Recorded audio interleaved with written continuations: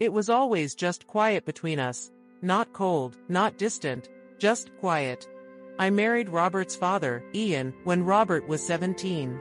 By then, he was already a tall, guarded boy with deep eyes and the kind of silence that made rooms feel heavier. I never tried to take the place of his mother. I respected that space. He respected mine. But when Ian died suddenly, 3 years later, Robert had already moved out.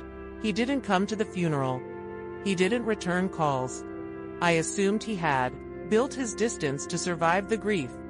I was alone. In a house filled with Ian's books, his records, and his scent in the wardrobe I never opened again. The rain in Kent felt heavier that winter, but on a summer evening 2 years later, my world shifted. I had just turned off the kitchen lights and was climbing the stairs when the doorbell rang. It was 11:47 p.m. I still remember the exact time, because I'd been watching the clock all evening, counting minutes with no reason. I opened the door. It was Robert, now 25. Taller, broader beard coming in thicker, darker. He held a small duffel bag and a look I couldn't quite read. "Hi," he said. His voice was deeper now. I didn't know where else to go. "Come in," I whispered. He stepped inside like he'd never left, but something had changed. The silence wasn't heavy anymore.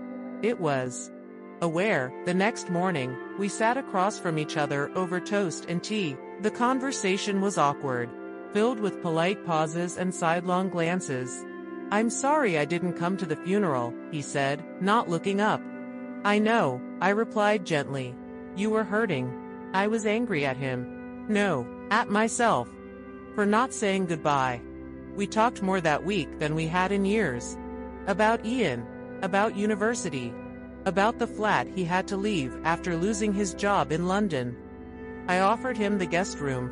He accepted. Nights passed quietly. I'd catch him reading on the sofa, barefoot, glasses on. Other times, he'd be helping with dishes, sleeves rolled up. There was something about how he moved, so calm, so present. One night, I woke up to soft thunder. The kind that shakes your ribs gently. I went down to check the windows. He was there in the kitchen, shirtless, pouring himself a glass of water. "I couldn't sleep," he said, eyes meeting mine under the dim light. "Me neither." I turned to leave, but he said it. "You look beautiful." I froze. Not because of the words, but because of the way he said them, like he'd been holding them back for years. He didn't touch me. Not then. But something changed. The air between us crackled after that.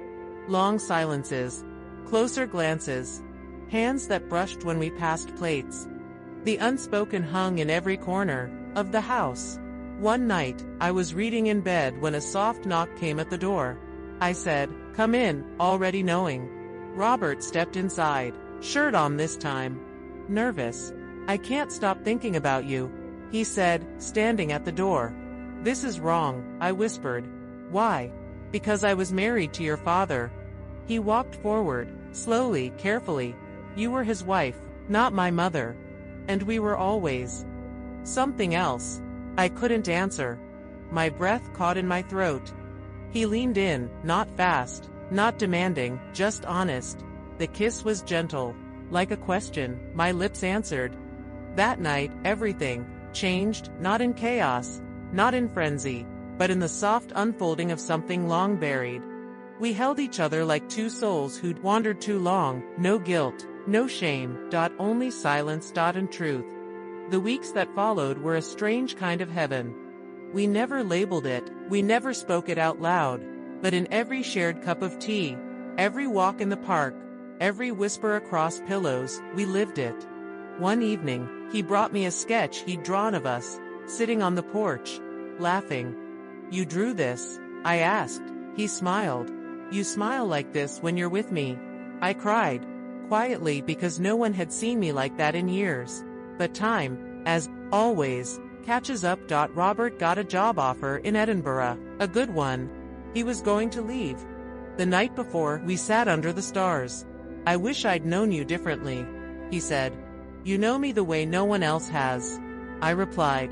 We didn't promise anything, but in our goodbye kiss, there was Everything, pain, memory, longing, and the kind of love that doesn't vanish. Now, 2 years later, I still see his handwriting in the margins of books he left behind. I still hear his laugh in the hallway when I play certain records, and sometimes when the rain taps on my window, I whisper his name to the dark. Just once. Because for one season, I wasn't alone. I was deeply, entirely, unapologetically loved.